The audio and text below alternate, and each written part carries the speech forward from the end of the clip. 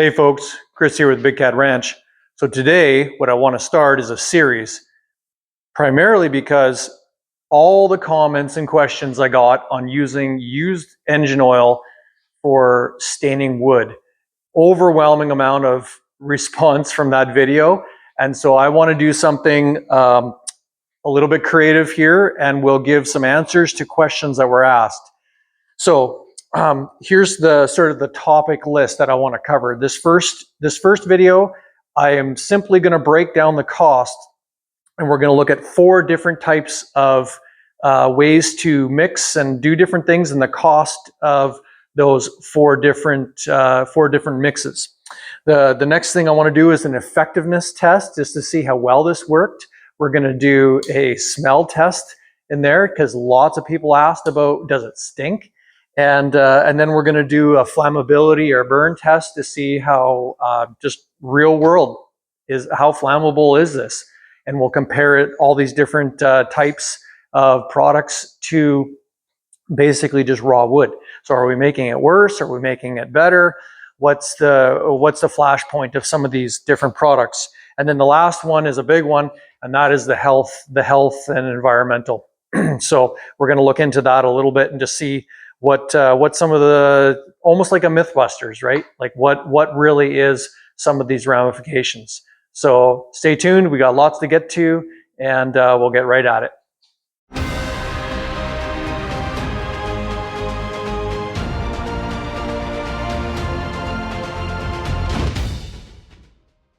Let's talk cost, because let's be honest, a big part of why you would do this is to save money. And I get it, that's a big motivating factor for lots and lots of people. So let's talk, first of all, the 4 different products I have here. So I went out and I bought just a can of, this is Verithane, and I realized that I'm comparing everything to a liter, put everything in a category of a liter. We're metric system here in Canada. And but in real world, this is 946 milliliters, which is just under a liter, obviously.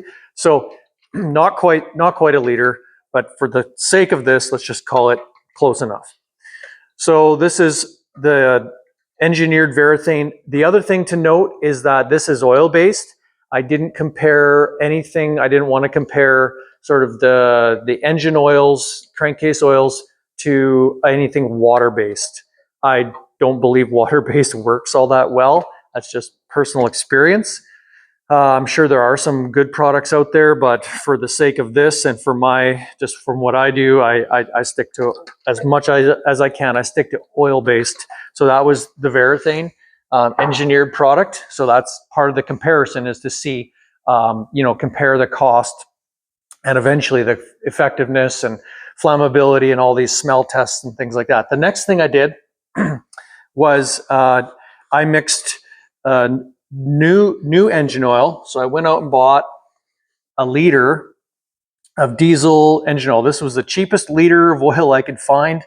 And so I went out and bought that, 15W40, obviously, for diesel engines. And I mixed this with 50-50 with diesel fuel. So that's 1 liter here, 50-50 mix.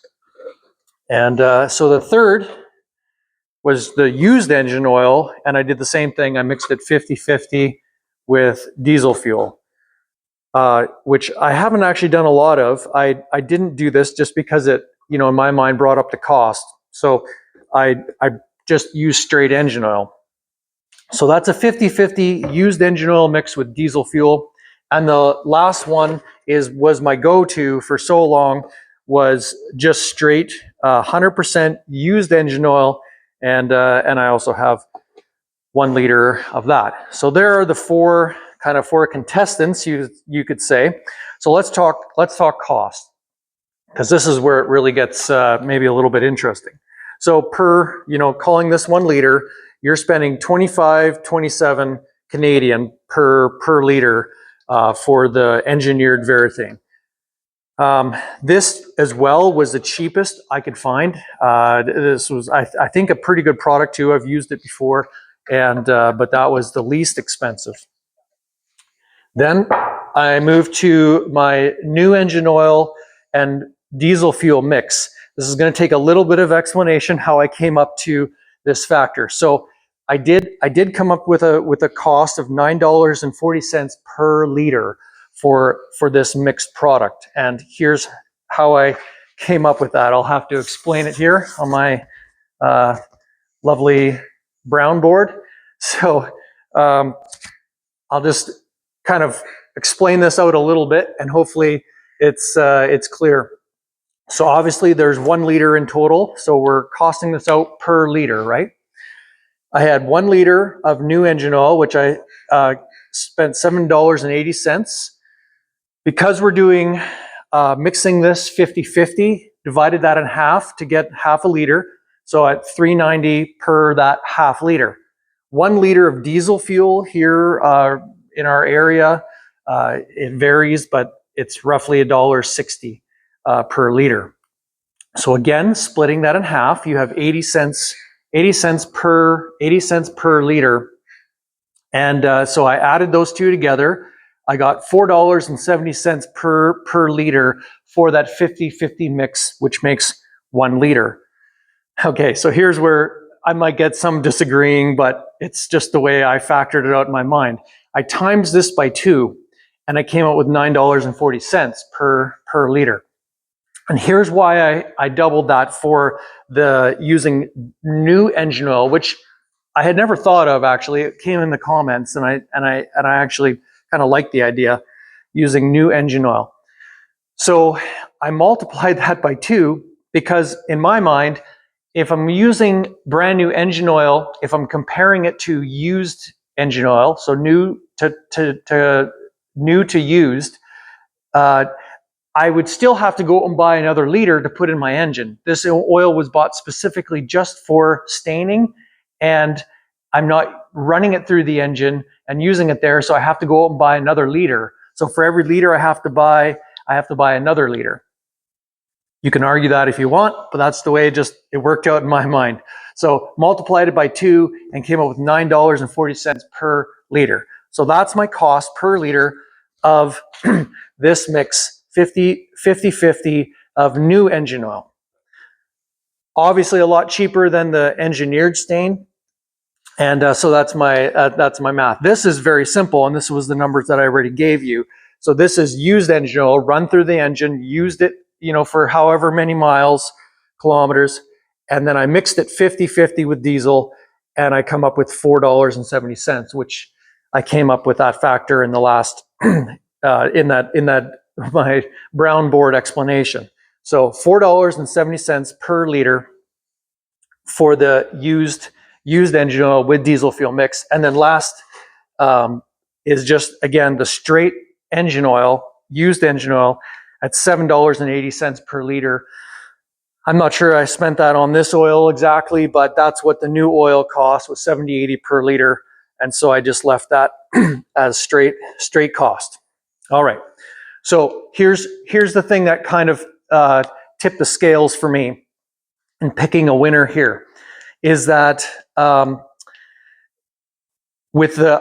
just thought that running the old engine oil, straight oil, would be the most cost effective. Like that was the cheapest way to do it. But based on volume, so keep in mind we're mixing this to equal 1 liter based on volume. So you're stretching the oil, the used oil. When you mix it with diesel fuel, you're stretching it and using, let's say, less oil, and obviously mixing it with diesel. So you're diluting it. And that factor of $4.70 per liter, again, keep in mind, because I'm stretching I'm mixing a more expensive product, essentially the used engine oil, with a cheaper diesel, it's thinner and cheaper. So I come up with $4.70. That, as far as cost per liter, is your best value. I always just assumed, and I even made comments about this. People ask, why don't you mix it with diesel fuel, or have you mixed it? And I said no, because I thought it would be cheaper. Essentially, this used engine oil mixed with diesel is really a way to stretch it out further. It lasts longer, and it's cheaper. So that's the way I factored that out. This is the winner in my mind, and I didn't expect that actually when I started this.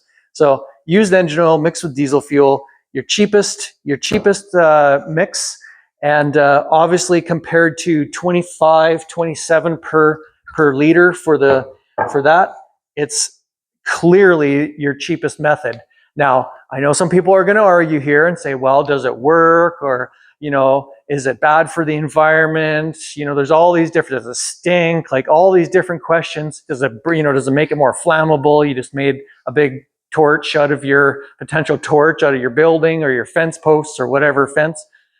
I get it. Those are fair questions. We're going to answer them in the future videos, but just for the sake of this one, there's your cost analysis of what I have here. There's other ways to mix them. I get it. Other things people mentioned, things like mineral oils and different things like that, and stains or putting dyes in the oils. But this is just 4 simple examples for me that I was able to just come up with quickly and give you an idea of what I think is the most cost effective and really a big reason of why I do it. And so the next one we're going to talk about, does it work? And so stay tuned, because we're going to have another video following very shortly talking about the effectiveness. Does this actually work? And we're going to compare it obviously to the engineered stain. So stay tuned. Thanks for watching. We'll see you in the next one.